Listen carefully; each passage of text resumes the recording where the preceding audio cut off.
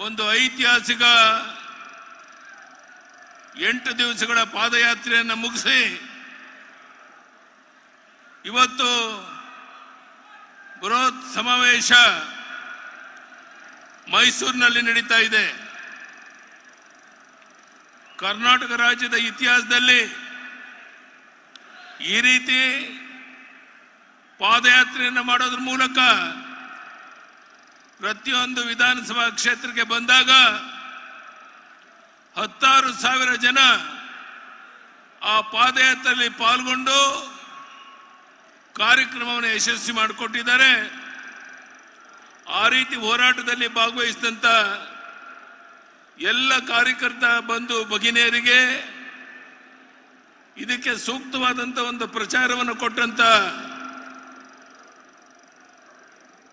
Electronic media ಮಾಧ್ಯಮದ ಸ್ನೇಹಿತರಿಗೆ ಅಭಿನಂದನೆಯನ್ನ ಸಲ್ಲಿಸ್ತಾ ಇದ್ದೇನೆ. ಬಂಧುಗಳೇ,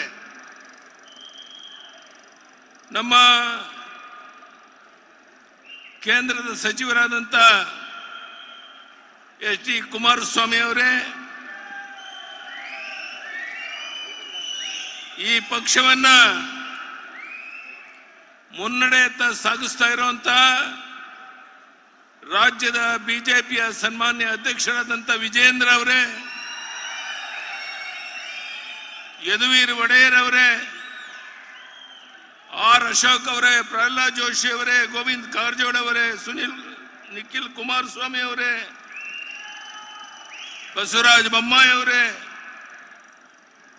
ವೇದಿಕೆ ಮೇಲಿರುವಂತ ಉಳಿದೆಲ್ಲ ಹಿರಿಯ ಮುಖಂಡರೇ, ನನ್ನ ಅಣ್ಣ ತಮ್ಮಂದಿರೇ, ತಾಯಂದಿರೇ, ಮಾಧ್ಯಮದ ಸ್ನೇಹಿತರೆ,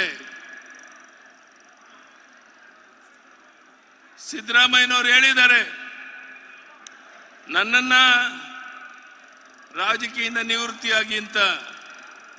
ಸಿದ್ದರಾಮಯ್ಯನವರೇ, ನನ್ನ ಬದುಕಿನ ಕೊನೆ ಉಸಿರೋವರೆಗೂ ರಾಜಕೀಯದಲ್ಲಿದ್ದು ನಿಮ್ಮನ್ನ ಮನೆಗೆ ಕಳಿಸೋವರೆಗೂ ಹೋರಾಟ ಮಾಡ್ತೇನೆ.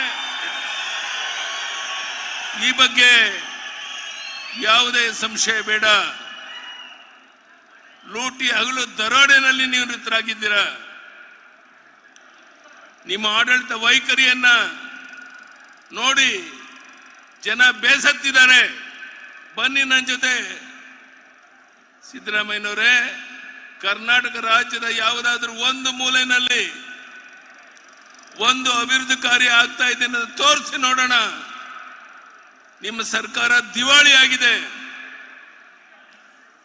ಇಂಥ ಒಂದು ದುಸ್ಥಿತಿಲಿರುವಂತಹ ದಿವಾಳಿ ಸ್ಥಿತಿಗೆ ಬಂದಿರುವಂತಹ ನೀವು ಮನ ಬಂದಂತೆ ಮಾತನಾಡ್ತೀರಾ.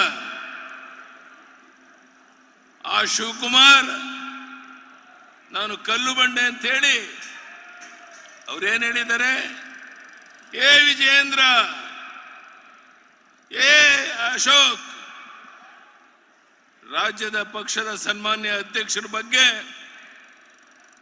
ಪ್ರತಿಪಕ್ಷದ ನಾಯಕ ಅಶೋಕ್ ಬಗ್ಗೆ ಈ ರೀತಿ ಹಗುರವಾಗಿ ಮಾತನಾಡೋದ್ರ ಮೂಲಕ ನಾನು ಕಲ್ಲು ಬಂಡೆ ಅಂತ ಹೇಳಿಕೊಂಡು ಹೊರಟಿದ್ದಾರೆ. ನಾನು ಹೇಳ್ತೇನೆ ಶಿವಕುಮಾರ್ ಅವರಿಗೆ, ನಿಮ್ಮ ಪಾಪದ ಕೂಡ ತುಂಬಿ ತುಳುಕ್ತಾ ಇದೆ.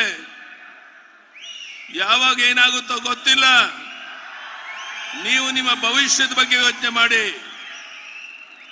ಇನ್ನೊಬ್ಬರಿಗೆ ಮಾತನಾಡೋದ್ರ ಬಗ್ಗೆ ಆಮೇಲೆ ನೋಡೋಣ.